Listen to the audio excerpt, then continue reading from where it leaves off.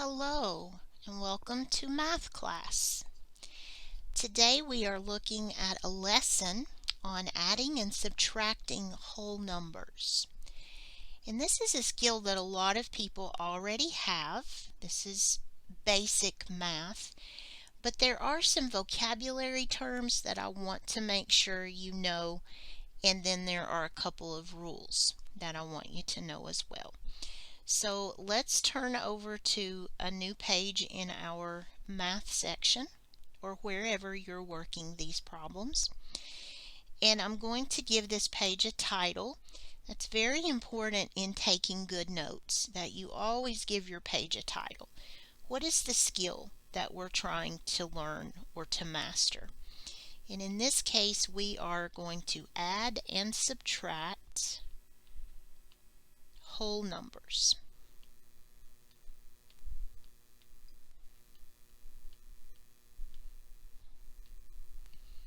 So give your page a title. And then here are two rules that we want to remember.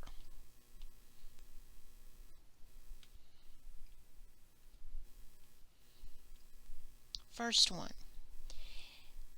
line up numbers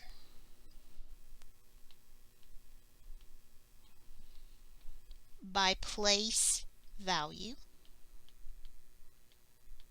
So you want all your tens places to line up, all your hundreds places to line up. You want to keep these in a very nice, neat line. And the second rule is to borrow or carry only as needed. I've seen students, once they have to borrow or carry in these problems, they want to do it in every single column, and that's not always necessary. So only borrow or carry as needed, and I'll show you what I mean by that. I want to give you some vocabulary terms. These are not terribly important. I don't want you to panic about these, but they are in your flashcards. So let's go ahead and get those written down. And let me just make a copy. I won't have to keep drawing this one. There are quite a few of them compared to some other lessons that we've done. I believe there are 5. Maybe even 6. There are 5. So let me put one more in and we'll take a look at these vocabulary words. These are not words that you're going to hear often. I really put them in partially because you may have children in grade school who are learning to add and subtract, and they may need to know these terms. So the first one is the word add-ins. Add-ins. Add-ins, and this goes on the back of your flashcard, are numbers added together to get a sum.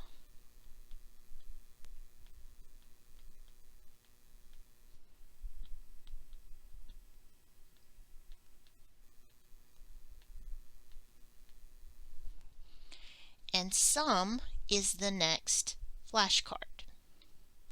S-U-M. And this is different than the word sum, as in I want some ice cream. S-U-M is the answer to an addition problem.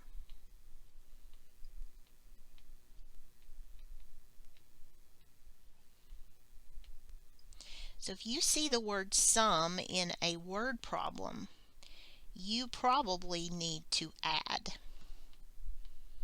A sum is the answer to an addition problem. This next one is one that most people have never heard of, unless you really like math. This is minuend. Minuend. Minuend is the number you're subtracting from. It's usually the bigger number, but not always. If the problem is written standard form, it will be the number on top, the number you're subtracting from. So what's the number called that's on the bottom? It's called the subtrahend. You will probably never see that again unless you have children who are learning these vocabulary words. But it is the number being subtracted.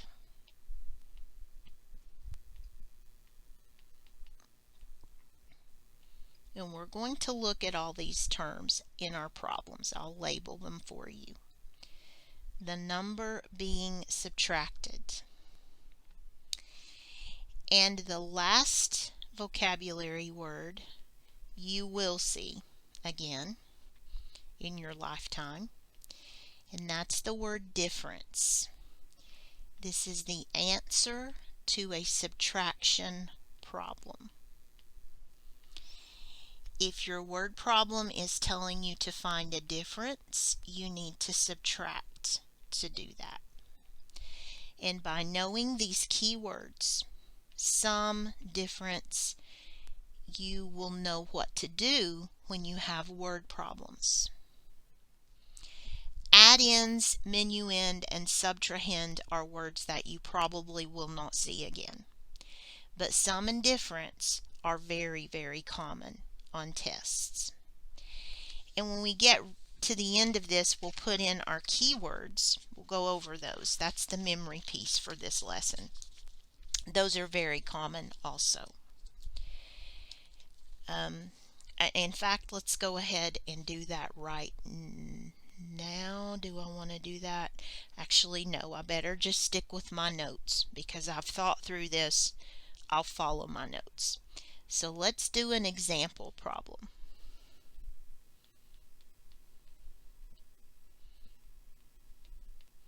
And rather than have you write out words this time, I'm just going to give you the problem that we're going to solve. I want us to do 96,543 plus 6,987. And I wrote it horizontally for a reason, because I want us to make sure we know how to line this problem up. So we're going to find out what that equals. So you want to write, I usually put the larger number on top, and I leave out commas. You don't have to do that. Then line up your thousands, hundreds, tens, and ones. Okay, so if you need to put a 0 here in that 10,000s place, that's fine if that helps you keep it lined up. But it's very important that you line it up straight. The ones have to be lined up. And what I mean by that, there's the ones, the tens, the hundreds, the thousands, and the 10,000s. You want those place values to line up exactly. One thing I recommend if you're teaching your children how to do this, especially if they are dyslexic like I am, get them some graph paper to work on, and that helps them line up their numbers a little bit easier. Okay, so here's what we need to do. Let's add the ones place. So 3 plus 7 is 10. I'm going to put down a 0 and carry a 1. And I like to circle my carried numbers just so I can remember to add them on. Then add your tens place. 8 and 4 is 12 plus 1 is 13. And carry a 1. 9 and 5 is 14 plus 1 is 15. 6 and 6 is 12, plus 1 is 13, and 9 and 1 is 10. So my answer is 103,530. These are called add-ins, and this is called the sum.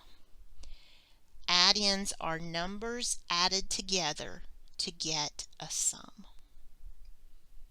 So if you wrote this out up here to finish your problem, it would look like that. Again, a lot of people know how to do this, but they may not know the vocabulary that goes with this lesson. Okay, let's look at another example. Let's do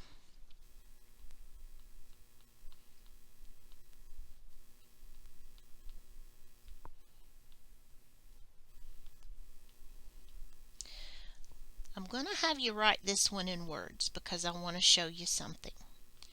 Subtract 165,438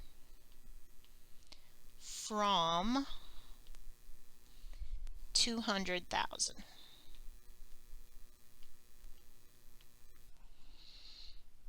Okay. This is tricky. When you set this problem up, you're going to say 200,000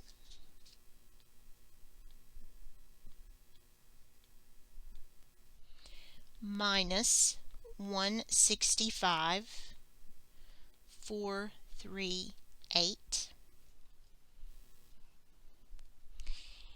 The word from reverses the order.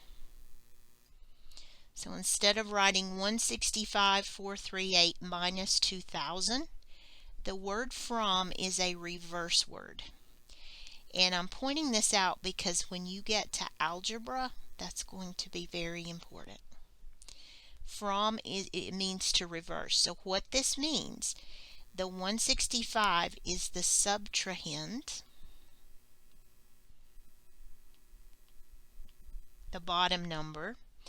The 200,000 is the minuend, the top number. And the word from reverses that when you set your problem up. So the minuend goes on top and the subtrahend goes on the bottom. So if you want to write those out here, this is the minuend, always the top number, and this is the subtrahend, the bottom number. And this will be the difference when we finish the problem. So we need to worry about how to do this. When I try to take 8 away from 0, I cannot do that. And I have to go all the way to the 100,000th place to borrow. So let me walk you through this very slowly. I'm going to borrow from this 2, and that leaves a 1, and I can only go to the neighbor. Remember when we were rounding and we always went to the neighbor's door? This is, you can only go to the neighbor.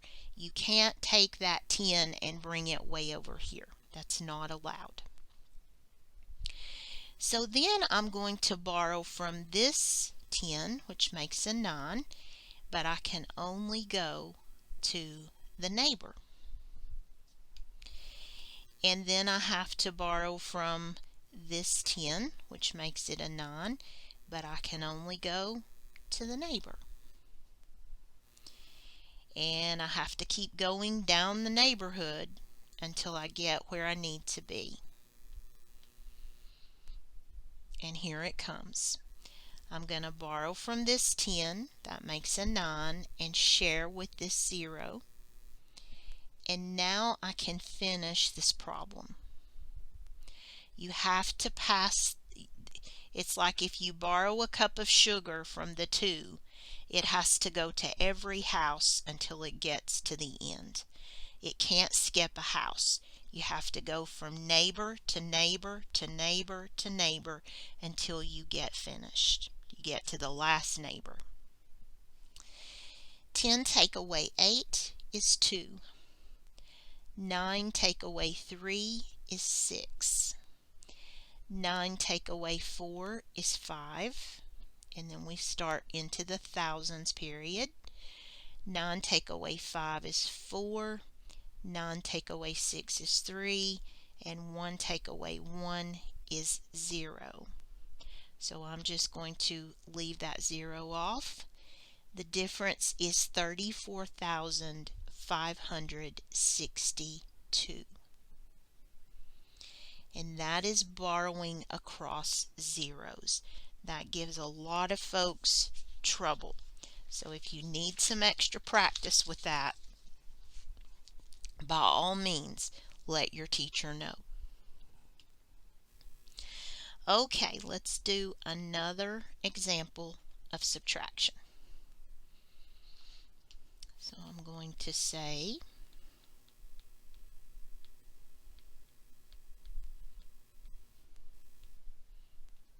and I'll just set this problem up. Well, actually, because of that word from, let's not do that. So subtract 3,865 from 9,694. So the word from tells me that this first number is the subtrahend. It's the bottom number. And this number is the minuend. It's the top number. So the problem will set up like this. 9694 minus 3865. So we have the minuend, the subtrahend, and we are going to find the difference.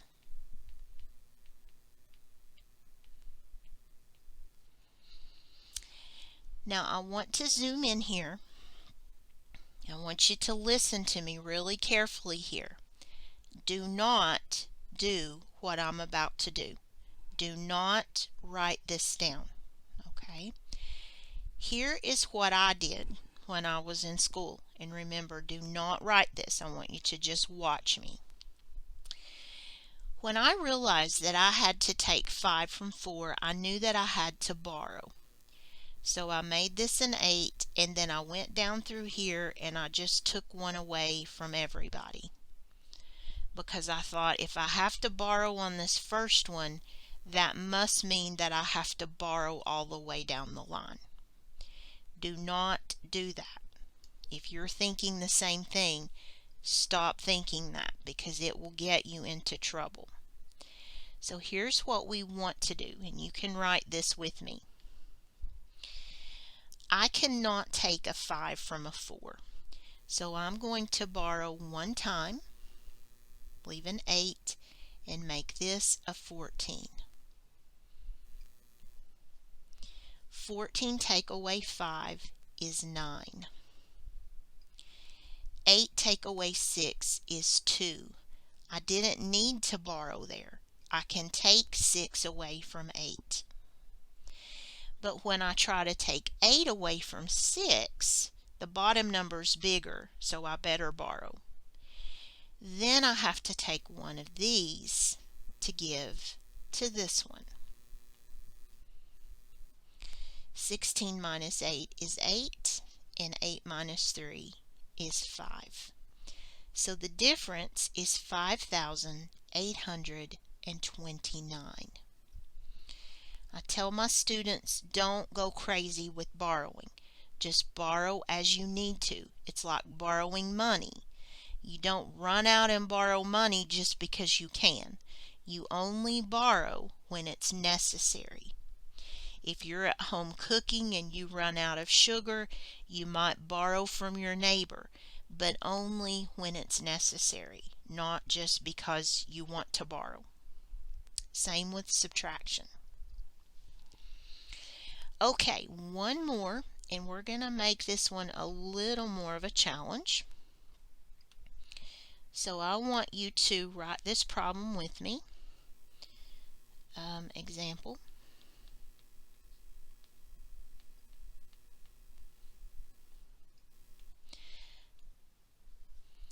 I want us to subtract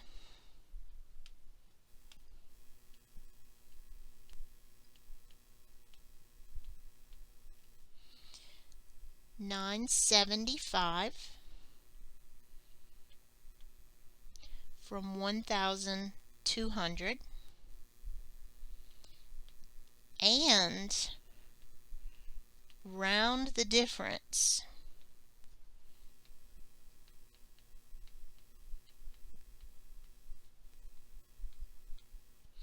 to the nearest 10.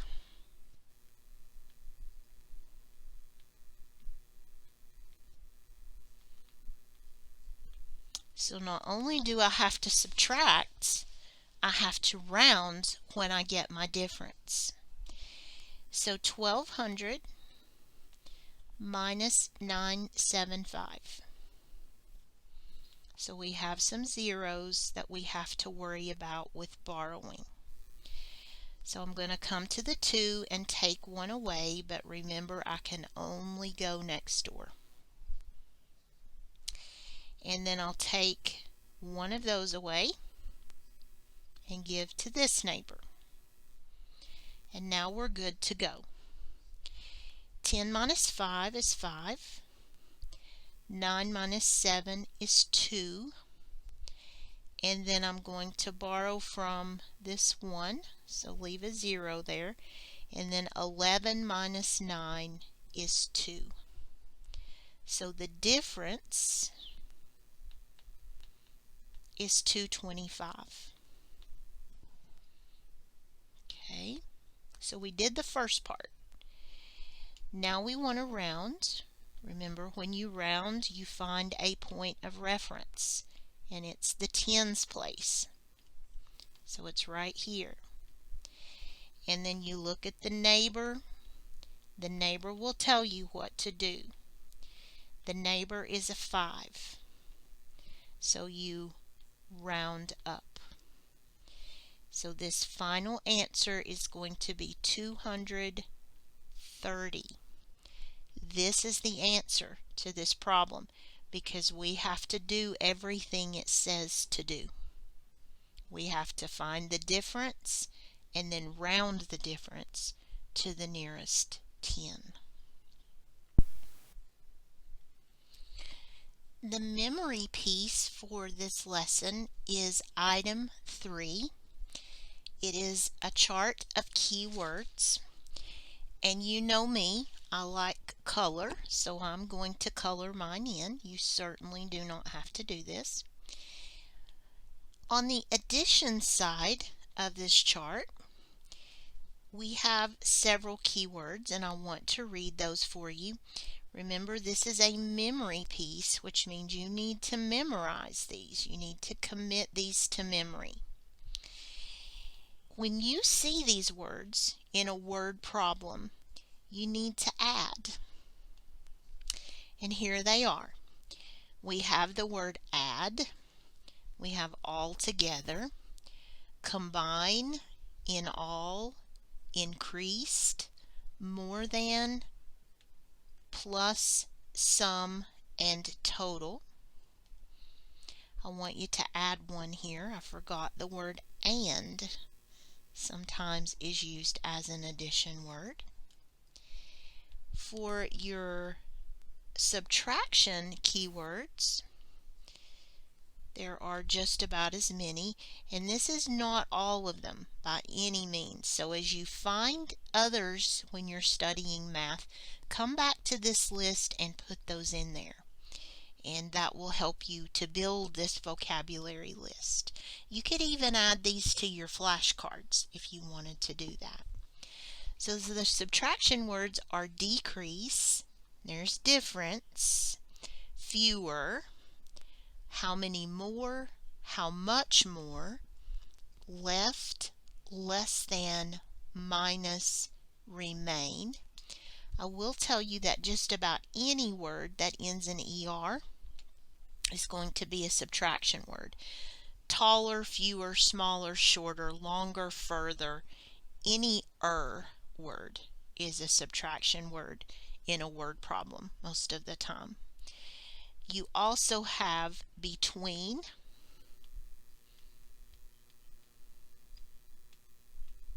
the word than, THAN, can indicate subtraction. So as you find more of them, add to this list. Come back to your notes, add to this list. If you're planning to go on to college, this list will help you. It'll help you to break down word problems, especially in algebra. When we get there, you will see these words again. So I want you to memorize your keywords, however that works for you. If it's by writing them over and over, flashcards, whatever helps you to memorize these words. You need to know that, for example, sum, S-U-M, means addition. Difference means subtraction. So when I say memorize, I want you to know the math operation that goes with the words. And we call these keywords. This is a memory piece, so we need to memorize those. It will help you with word problems.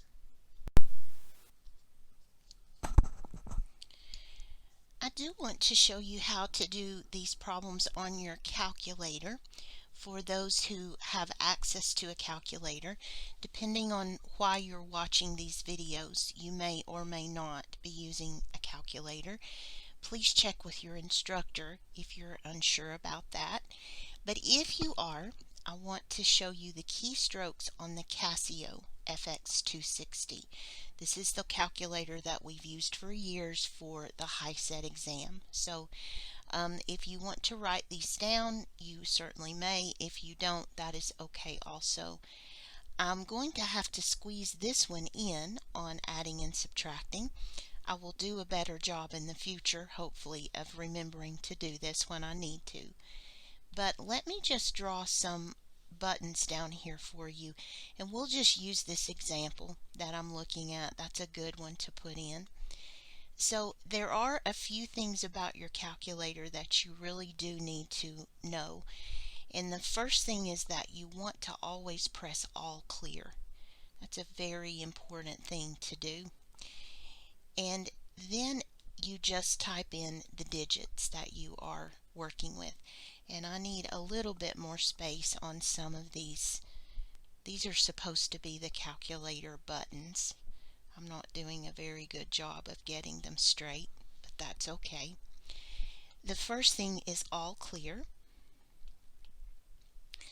And then you will put in the first of your add-ins in this case. So you have 9, 6, 5, 4, 3. And that brings me to a second point about this calculator. It does not use a comma. So you don't want to press a decimal there accidentally. You want to avoid the decimal point unless you need the decimal point. So that's why I am in the habit of writing my problems without commas, because I don't want to accidentally put the decimal in when I think I'm putting in a comma. Then the operator is addition, and then the second of the add-ins. Again, I don't want a comma. There is no comma on the calculator. Then you must press equals. Okay? If you don't press equals, you won't get the final answer on some of the problems, on most of them in fact. So don't forget to press the equal sign, and you will get your number without the comma. And then if you want to put the comma in your answer, that's perfectly fine. If you were subtracting, the only thing you would change is the operator. The other process works exactly the same. So subtraction, addition, multiplication, division, those all work exactly like this. But we'll do examples as we go through.